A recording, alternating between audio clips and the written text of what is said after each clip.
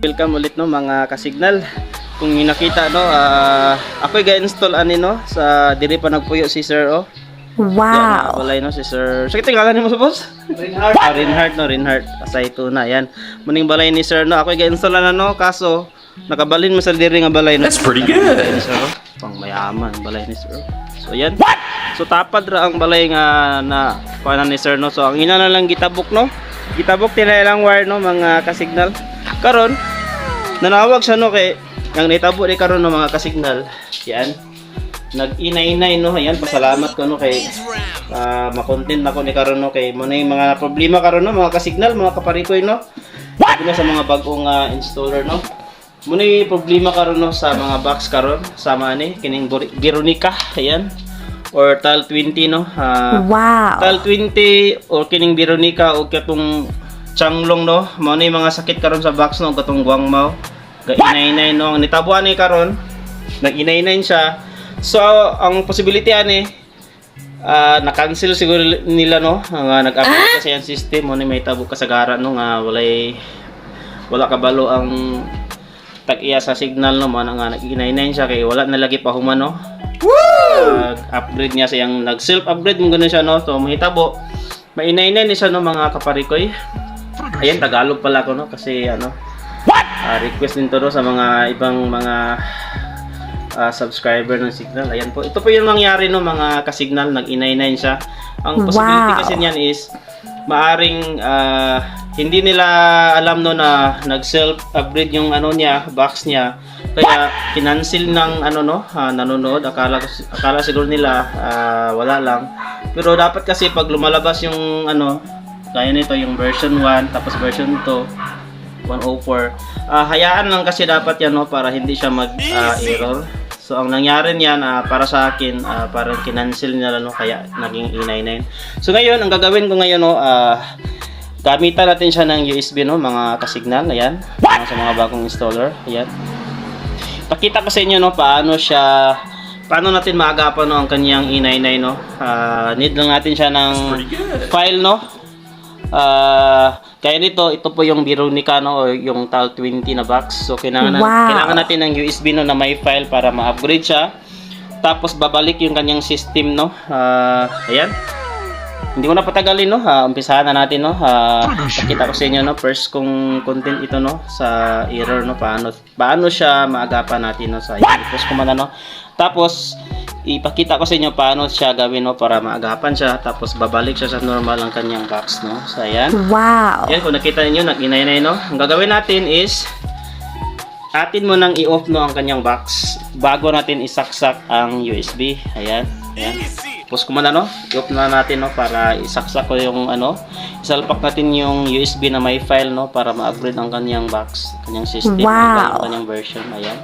Ito yung Veronica no. Si It's Plus lang yung gagawin natin, i-long press natin no mamaya. Ayan. Yan, i-pause ko muna no para isalpak ko yung USB. So ayan, sabaybayan nyo lang no mga kasignal paano natin gawin para yung inay-inay kanina is mawala no. Ito po yung process no. I-off muna natin bago natin isalpak yung ano USB. Ayan, na-off na natin yung ganyang power adapter and then yung USB na may file saka na siya isalpak natin tapos salpak muna natin and then ilong press natin yung CH Plus no pag ganitong box pag mag-inay-inay Veronica ito no long press natin yung CH Plus and then saksak natin yung kanyang power adapter. Ayan, long press natin bago natin isaksak. Yan hanggang lalabas yung remote. Yan. Yan, nag-detect yung USB, di ba? Nakita nyo? Tapos, yan. So, ganun lang po yung process, no? Yan. Tapos, yan. Pwede na natin tong yan. Maya-maya lang konti, no? Yan, kung nakita nyo, may nakatatak na USB, no?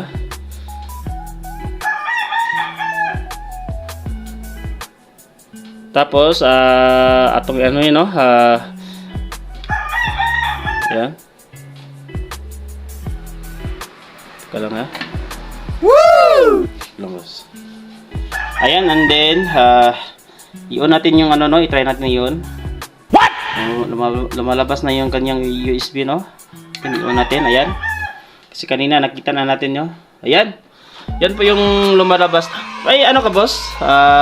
Remote ng signal. So, yan po yung lumalabas, no? Yan po yung lalabas, no? Pagkatapos nating ilong press ng kanyang CH+. Ayan, Wow. yan, di ba? Kanina, inainin nyo, no? Yan lang po yung process, no? Bago mo ilagay yung USB ito, hatakin mo muna yung power adapter, no? Tapos isalpak mo ito. That's pretty good. Tapos habang sinasalpak mo, naglo-long press ka na dito, no? Mga kasignal sa CH+.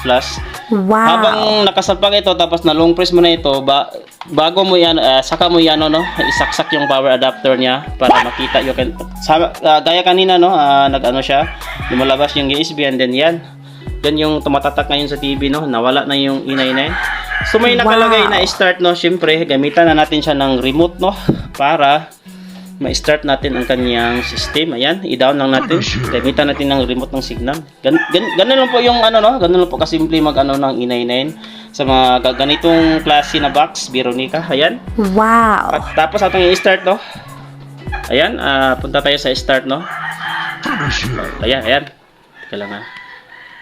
Ayan, pumunta na siya sa start, no? And then, i-okay lang natin yung remote ng signal, no?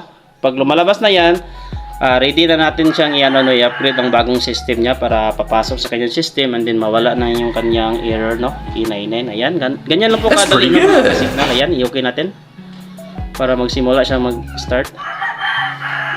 Alert, do not remove. Ayan, yan po yung lalabas, no?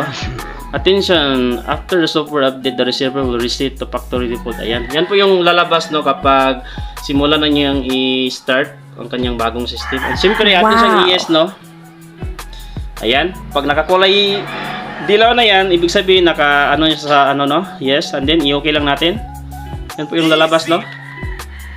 Yan, tapos magsimula na siyang mag-seeding, no? Hanggang mag 100% siya and then tapos na po ang ating pag maagapan na natin yung E99 na error kanina.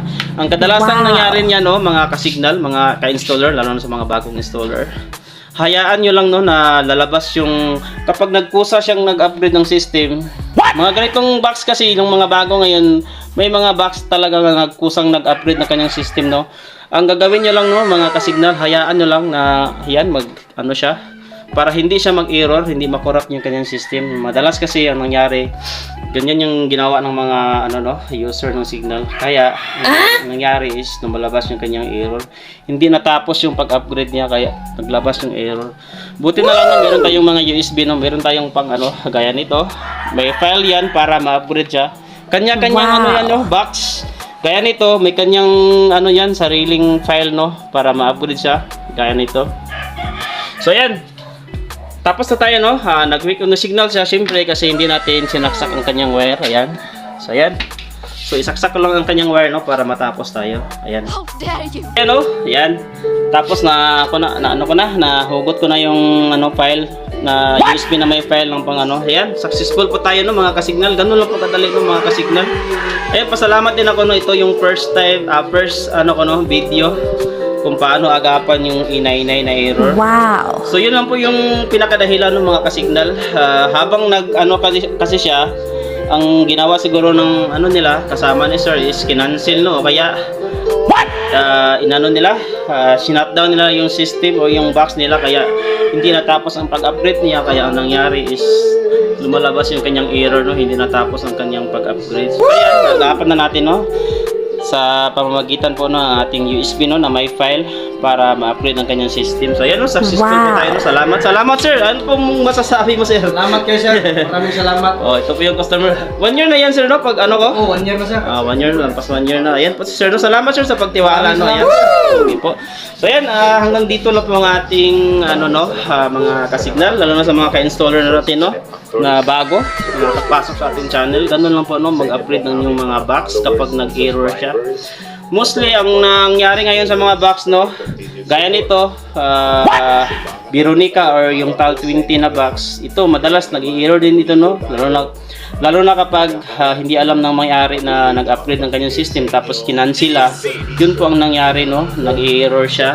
Ayan, buti na lang meron tayong pang dyan, no, pang remedyo, no. Kaya ito po, may price po siya dito, no. Kami lang po bali ang may dito, no, allowed, no, o ano ba, ano tawag dito? Hindi kasi ito basta-basta pinapasa, no, kapag lalo na hindi kayo dealer, no. Sa amin, pwede kayo punta lang kayo, no, sa mga dealer or mga installer ng signal, no, kung halimbawa ang box naging gano'n, no, nag-E99. Meron silang mga files na gaya nito, no. Ayan. So hanggang dito lang po ang ating video, no. Ayan, tingnan natin kung may load ito. Hindi pa pumasok siguro. So ayan, yun lang po yung ginawa ko sa araw na ito, no, mga ka-signal, mga ka-installer, no, sa mga bago sa akin channel, no. Ganun lang po kasimple, no, paano siya agapan, no, yung nag-box na nag-error, no, o nag-E99. Dapat meron lang kayong sarili, no. Kapag nag-download kayo ng file niya, siguraduhin niyo na ang USB niyo is walang ibang laman, no, kundi ang yung files lang talaga, no, na pag-upgrade ng kanyang box para ma-detect siya kaagad, no. Wala siyang ibang files, no, kundi ang file lang, no, ng bin file para sa box, mga upgrade ng kanyang system para ma-detect siya kaagad. So ayan. Wow.